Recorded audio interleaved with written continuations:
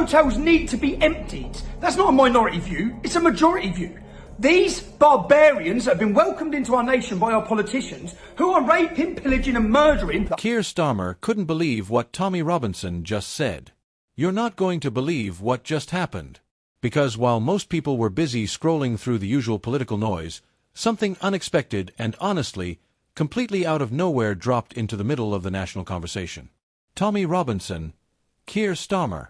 A moment that nobody predicted, and yet, here we are watching the shockwave unfold in real time. And the way Starmer reacted? You could literally see it, the pause, the blink, that split second of disbelief. It was one of those moments where the air just changes, where even the calmest politician feels the pressure rise. So let's get into what actually happened, and more importantly, why it matters. The whole thing started during a late-night interview that was already running hotter than usual. Tommy Robinson was speaking in his typical direct, confrontational style, the kind of tone that makes interviewers shuffle in their seats. But then he dropped a line that instantly shifted the entire room. A line aimed straight at Keir Starmer. A line that cut through the noise and landed exactly where it was intended. He said very clearly that the country was heading toward a breaking point because people no longer trust the political class to tell the truth. Not just the Tories. Not just fringe commentators. He named Keir Starmer directly. He said Starmer had become the symbol of a system that speaks at people instead of for them. And just like that, everything stopped. This wasn't your usual political jab. It wasn't the recycled criticism that gets tossed around every election season. This was a deeper accusation, not criminal, not defamatory but emotional, hitting at the one thing no politician wants to hear. You don't understand the people you're trying to lead. When Starmer was shown the clip live, on camera, he froze for a moment. He wasn't angry, he wasn't laughing it off. He looked surprised. Like even he didn't expect the critique to come that sharply, that publicly, that boldly. And he knew people were watching. Now, whether you like Tommy Robinson or not, one thing is undeniable. He knows how to tap into frustration. He knows how to craft a message that slices deep into public sentiment. And this time, he hit the nerve perfectly. Within minutes, social media lit up like a fuse. Comments rolling in thousands of them. Finally, someone said it. This is exactly how we feel. I'm no Robinson fan, but he's not lying about this part. And then the other side firing back. This is dangerous rhetoric. He's stirring division again. We need facts, not emotion. It was a digital tidal wave, the kind politicians dread, because once the public grabs onto a narrative like this, it becomes almost impossible to pull it back. But here's the bigger picture, the part everybody is now scrambling to analyze. Why did Starmer's reaction feel so telling? Because deep down, he knows the country is tired. Tired of slow promises. Tired of complicated explanations. Tired of leaders who sound polished, rehearsed, pre-approved by advisors before every sentence leaves their lips. People want honesty, even if it's blunt, even if it's messy.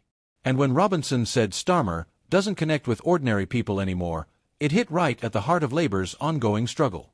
Behind the scenes, insiders are saying this clip is already causing panic. One senior Labour strategist speaking anonymously to a political outlet said, "This isn't about Robinson. It's about the fact that the criticism is sticking. That's the problem." Another insider put it even more bluntly.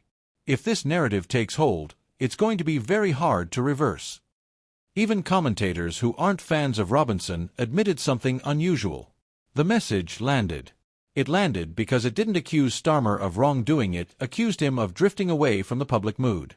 And that is the kind of criticism that doesn't get fact-checked away. It doesn't get buried. It lingers. Meanwhile, Starmer's team is trying to reframe the moment. They're calling it misguided, uninformed, and typical political theater.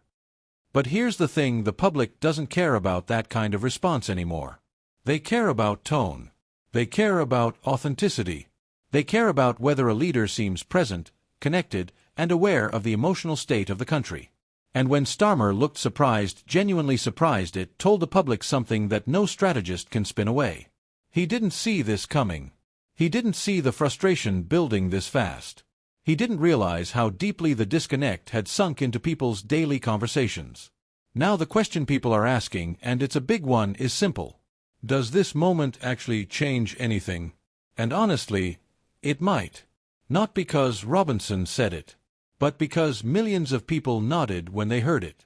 This wasn't a scandal. It wasn't a leaked document. It wasn't a political disaster. It was worse, it was a mirror. A mirror held up to the Labour leader at a time when the public is more impatient, more emotional, and more skeptical than ever. And when a politician is forced to look in that mirror, especially live, especially unprepared, the cracks show. So what happens now? Starmer will try to tighten his messaging, expect more, "we hear you," more, "we're focused on the real issues," more attempts to sound grounded. Labour officials will insist nothing is wrong. Political analysts will debate whether Robinson is relevant or not. But underneath all of that, the conversation has already shifted. Because the real story isn't that Tommy Robinson said something dramatic. It's that his words tapped into something people were already whispering. And the question now, the one hanging over the next news cycle, is this. If this moment shook Starmer, what happens when the next wave of frustration hits? And if this is just the beginning, how much deeper does the public disconnect really go? One thing's for sure, this story isn't over. Not even close.